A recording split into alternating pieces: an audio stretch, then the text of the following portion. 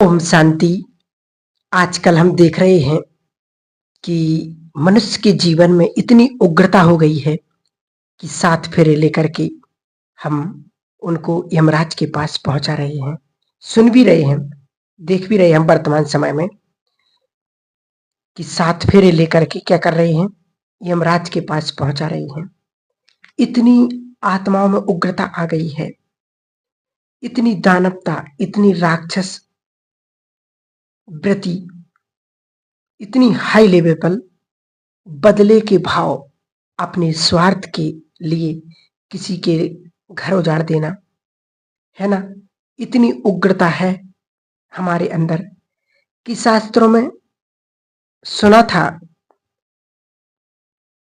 कि कलयुग कितना भी विकराल हो जाए परंतु माता कुमाता नहीं बन सकती। तो आज तो माता भी अपने बच्चों का कत्लेआम कर रही है। उनको हाथ नहीं कांपता गला घोंटने में, काटने में, मारने में। तो तेजी से आत्माओं में कि जो कार्मिक अकाउंट हैं वो क्लियर हो रही है, वो बहुत तेजी से अब शुरू हो गए हैं। पाप बन रहा है। अगर ऐसा किसी के भी प्रति सूक्ष्म भाव है, उग्रता है, सोच है कि हम अपने जीवन में ये भी सोचते रहते कि पता नहीं कब मरेगा, तो ये मर्डर करने से भी महापाप है। क्योंकि मेरे मन में संकल्प तो आया ना, ये मर जाए तो सही रहेगा, तब सुखी रहेंगे। वो मरे ना मरे पर मेरा नंबर पहले लग जाएगा। तो अपने मन के भाव को समझदारी से चेंज करेंगे।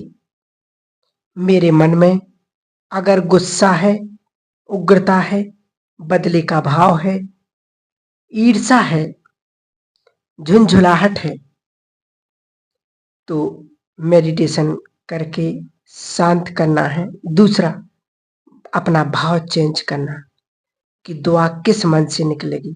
जिस मन में सेवा भाव होगा, दया भाव होगा, रहम भाव होगा, प्रेम भाव होगा, उस मन से दुआ निकलेगी।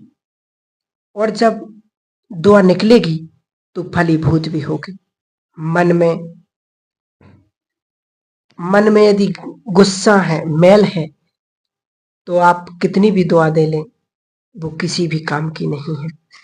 क्योंकि दुआ अंतर मन से निकलती है। वो मैली हो करके निकल रही है, उसकी एनर्जी लो हो रही है, तो वो काम नहीं करेगी। तो अपने भाव को चेंज करें। बाबा ने क्या कहा है कि बच्चे अपने मन को किससे भर लो? शुभ भाव से भर लो। हमारे मन में शुभ भाव हो, सबके प्रति शुभ भाव हो।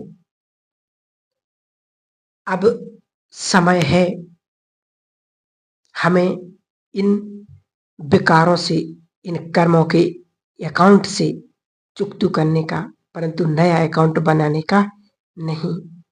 जो हमारे कर्म बंधन है उसको क्लोज करना है। क्योंकि अब कर्म बंधन बनाने का वक्त नहीं है, इसलिए उलझो नहीं, बदला नहीं, साइड से रास्ता बनाओ, मन में शुभ भाव रखो, क्षमा याचना करो। अगर कोई टेढ़ी मेढ़ी आत्मा है भी मेरे साथ में, तो मेरे यदि उसके साथ कड़े कार्मिक अकाउंट हैं तो हम उसे भगवान के लिए अर्पित कर दें और हल्के हो जाए। बाबा को अपनी उलझन बताओ, दिल का राज बताओ।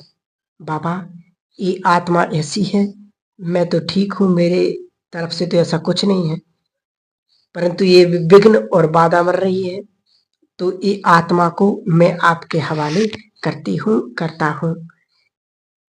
इसका कर्म, इसका भाग्य आपके हवाले। मैं अपने चित्त को शांत करता ही हूं और पर्सनली इसके लिए दुआ करती हूं कि आप सदा इसे सद्बुद्धि दो, सद्विवेक दो, सदमार्ग पर चलने की ताकत दो। तो ये संकल्प तो हम दुआ दे ही सकते हैं उसको। मैं चाहती भी यही हूं कि उसको हम शुभ भावना दें और वो सुधरे। और सुधरेगा कब? जब हम उसको सद्बुद्धि, सद्विवेक, शुभ संकल्प, शुभ भावना रखेंगे। और ये दुआ बाबा से हमें रोज लेनी है। आप कुछ दो या ना दो, लेकिन एक चीज हम बाबा आपसे अधिकार से ले रहे हैं कि मुझे सद्विवेक दो, मुझे सद्बुद्धि दो।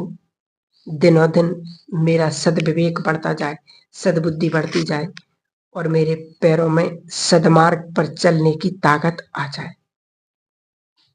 सदमार्ग पर चलने की अधिकार से मांगो। ये ब्लेसिंग हमें लेना है बाबा से। जिसके पास सद्विवेक है, सदमार्ग चलने की ताकत है, वो इस दुनिया में सबसे खुशनसीब है, माला माल है। उसे किसी भी चीज की कोई जरूरत नहीं। उसकी बुद्धि इतनी डिवाइन है, इतनी लाइट है, इतना प्रकाश है कि वो वैसे भी भगवान के सम्मुख हो जाएगा। तो यही समय है, हम सबके प्रति शुभ भावना रख सकते हैं, क्योंकि समय सदा आगे की ओर बढ़ता जा रहा है। गुजरा समय वापस नहीं आ सकता। एक बार समय गया तो गया। समय जीवन है, जीवन समय है, समय ही सबसे महत्वपूर्ण है। इसलिए समय को हम श्रेष्ठ स्थिति में, श्रेष्ठ वाइब्रेशंस के द्वारा सफल करेंगे और अपने जीवन को श्रेष्ठ बनाएंगे। बाबा भी हम सभी बच्चों से यही चाहते हैं और यही तीव्र पुरुषार्थ करने की श्रेष्ठ विधि है।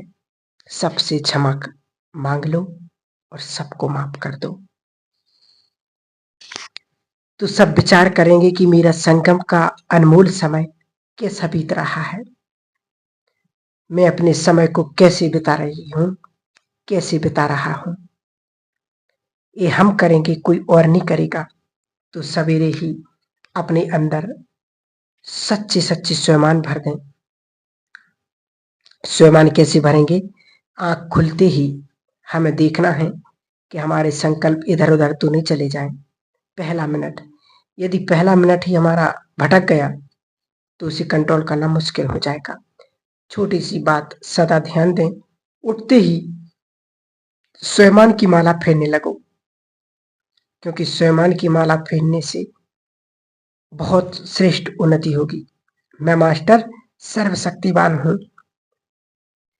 क्योंकि सबसे बहुत जरूरी है अपने को व्यर्थ बोलने, देखने, सुनने से बचाना और फिर स्वयमान के द्वारा अपने को समर्थ संकल्पों से भरपूर करना। दोनों चीजें हैं, बचाना भी और खाली करना और इधर से भरपूर करना। सब विचार करेंगे आज, क्योंकि बहुतों का समय व्यर्थ में चला जा रहा है।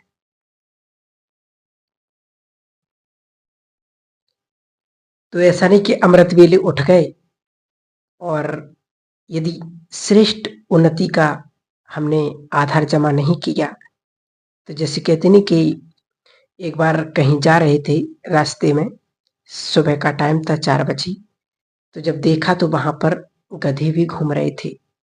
तो मतलब इसका मतलब कि उठते तो देखो गधे भी हैं, लेकिन उठना ही महत्वपूर्ण नहीं है। उठ करके वो प्राप्ति करना, ये सबसे महत्वपूर्ण है। बाबा ने कहा कि 4 बजे तो चिड़िया भी कितनी चूं चूं करके 4 बजे उठाती हैं, तो उनकी आवाज सुनकर के भी कितना सुंदर मन को लगता है। तो अपने आप से सोचेंगे कि संगम के अनमोल दिन कैसे बीत रहे हैं। हमें तो वो जो बाबा की बातें बाबा ने कही थी आज से 30-40 पहले, कि अब वो दिन आ रहे हैं कि पूरे संसार में मानसिक रोग के इतने मरीज हो जाएंगे जैसे दुनिया में नहीं कहते, संसार में कहते कि विश्व युद्ध होगा, परंतु उससे पहले ही लोग ऐसी ऐसी बीमारियों से चले जाएंगे। जब रात को सोएंगे नहीं, उनका जीवन कैसा होगा। अभी भी लोग सो नहीं पाते हैं रात में, ऐसा समय भी अब शुरू हो गया है, क्योंकि उसमें सोता तो है मनुष्य, परंतु ब्रेन उसका इतना एक्टिव रहता है कि उसको लगेगा कि आज सोए नहीं, परंतु दूसरों को लगेगा कि ये सो गए। दूर से देखने वाले भी देखेंगे तो सोचेंगे कि सोएंगे, परंतु जो सोने वाला है उसको लगेगा कि मैंने सोया नहीं, क्योंकि उसका मन एक्टिव है, ब्रेन एक्टिव है। और ब्रेन को शांत करना यानी मन को शांत करना। जब हम मन को शांत करेंगे तभी हमारा ब्रेन शांत होगा, ताकि तभी हम संसार को कुछ दे सकते हैं, जब स्वयं के मन को कंट्रोल में कर सकेंगे। क्योंकि भारत में देने की बहुत बड़ी परंपरा है, भारत की सभ्यता भी बहुत महान है कि यहाँ पर देने की प्रथा है। आज से 100 साल पहले के भारत की कल्चर की स्टडी की जाए तो इतनी महान थे कि सोचते ही रह जाएंगे। क्योंकि जब से पैसे का लोभ बढ़ा, स्वार्थ बढ़ा, 100 साल के अंदर ही बढ़ा है दुनिया में, तभी तो महामारी ज्यादा हो गई। तभी तो लोग दुनिया में सोना ही सब कुछ समझते हैं। भाई भाई आपस में लड़ते हैं, कुछ भी नहीं, भाई बहन प्यार कुछ भी नहीं, सब कुछ ही धन संपत्ति है। तो इसमें ही दुनिया में बहुत बड़ी गड़बड़ हो गई, पाप भी बहुत बढ़ गए, तनाव भी बहुत बढ़ गया। तो हमें ऐसा योग अभ्यास करना है, ऐसे वाइब्रेशंस फैलाने हैं कि हम दूसरों को मदद कर सकें। तो सभी जरूर मदद करेंगे, ऐसा ना हो कि हमें ही मदद हमें भी किसी की जरूरत पड़ जाए, ऐसा नहीं हमें करना। अपने आप को चेक करना है। यदि हमारा योग 4 घंटे से कम है तो हमें उससे ज्यादा अनुभूति अच्छी नहीं होगी। 4 बजे बैठना नहीं, सवेरे अच्छे बैठ करके अपने आप को तैयार करें। हो सके तो शाम को भी बैठो, क्योंकि शाम को समय भी बहुत अच्छा होता है, क्योंकि मन को अच्छे संकल्प मिलते हैं और शाम को प्रकृति शांत होती है और मन भी बहुत शांत होता है। इसलिए जिसको सवेरे कोई भी कठिनाई यदि योग में होती हो तो वो शाम को योग कर सकता है, और शाम के योग में भी वही प्राप्ति, वही सुकून मिलेगा। जहां भी अच्छा योग लगे आपका वहां करें, परंतु करें जरूर। और अपनी योग की एक प्लानिंग बनाएं कि हमें ऐसे कर्मों में अच्छी स्मृतियों में रह सकते हैं। योग को ज्यादा भारी सब्जेक्ट न समझकर स्मृति स्वरूप होना ही योग युक्त है, ये परिभाषा हमेशा याद रखें। स्मृति स्वरूप होना ही योग युक्त होना है। आपको स्मृति है कि जो कुछ दिखाई देता है ये नहीं रहेगा, अब हमें घर जाना है, ये योगयुक्त स्थिति है। हमारी 5000 वर्ष की यात्रा पूरी हुई, अब वापस चलना है, समय आ रहा है, ये योगयुक्त स्थिति होगी। 5 स्वरूपों का अभ्यास, हम देवता थे, इस नशे में रहना भी योगयुक्त स्थिति है। तो इस प्रकार से हम अपने पुरुषार्थ को सुंदर और श्रेष्ठ बना सकते हैं, क्योंकि इस समय बहुत सुंदर चल रहा है।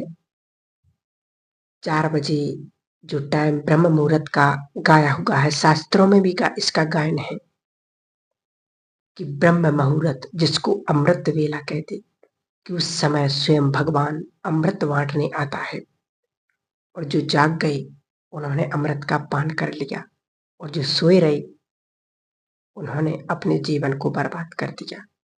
इसलिए इस समय बहुत सुंदर है, 3 से 5 के बीच में आप जरूर इसके बीच में उठ करके अपनी श्रेष्ठ उन्नति को प्राप्त कर सकते हैं। ओम शांति।